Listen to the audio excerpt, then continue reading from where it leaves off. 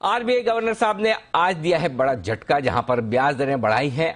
Repo rate 40 basis point से यानी कि 0.4% और साथ ही साथ आधा % सीआरआर कैश रिजर्व रेशियो में की है बढ़ोतरी। यानी कि ऑफिशियली भारतीय बाजारों में, भारतीय इकोनॉमी में ब्याज दरें बढ़ने का सिलसिला शुरू हो चुका है। ये सिलसिला शुरू हुआ है एक मॉनेटरी पॉलिसी के आपातकालीन बैठक को लेकर, जो 2 और 3 तारीख को की गई। अप्रैल के महीने में बैठक हुई थी जहां अकोमोडेटिव रुख था आरबीआई का।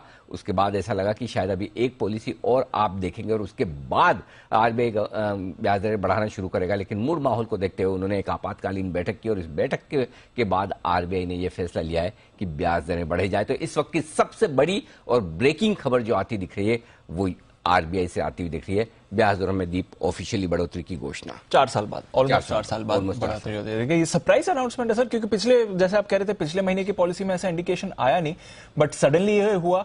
कहीं बाजार की भी सुस्ती थी जो शायद कुछ समझ रहा होगा, बट कैसे समझना चाहिए सर ये जो सरप्राइज तरीके से करा है, वो भी पॉलिसी के सिर्फ 1 महीने बाद? आपके मेरे लिए सरप्राइज है, शॉक है। और शायद आज सुबह जब हम बाजार पर काफी बुलिश थे, तब ये नहीं पता था कि इस तरीके की अनाउंसमेंट आ सकती। कभी कभी कोई खबरें ऐसी होती है जो डेटा को गलत करती है, मैं ये बार बार कहता भी हूं। तो अब इस तरह की खबर हो कि जब 4 साल बाद ब्याज दरें बढ़ने वाली हो, तो बाजार का रिएक्शन सुबह से वैसे होता लगा। ये हमें तो नहीं पता था कि आज ब्याज दरें बढ़ सकती है।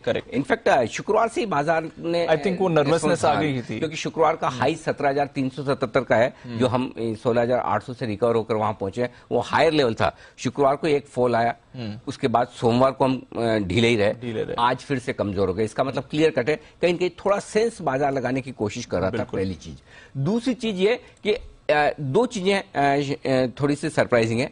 पहली चीज तो जब पिछली पॉलिसी में गवर्नर साहब ने कहा कि हम अकोमोडेटिव हैं, और मतलब पूरी सर्वसम्मति से हुआ, किसी ने भी इसका विरोध नहीं किया था कि ब्याज दरें में नहीं बढ़ानी चाहिए और अकोमोडेटिव रुख भी बरकरार रखना चाहिए। तो उससे यह संकेत था कि शायद अगली पॉलिसी में गवर्नर साहब थोड़ा सा हॉकिश होंगे और उसके बाद बढ़ाएंगे। लेकिन यहाँ पर सीधा अगली पॉलिसी जून में जो आने वाली है उसका इंतजार किए बगैर ही उन्होंने एक इमरजेंसी मीटिंग की और ब्याज दरें बढ़ाई। ये शायद वाकई में किसी की भी सोच और समझ के बाहर था, पहली चीज। और दूसरी चीज एक और सरप्राइजिंग है, वो टाइमिंग।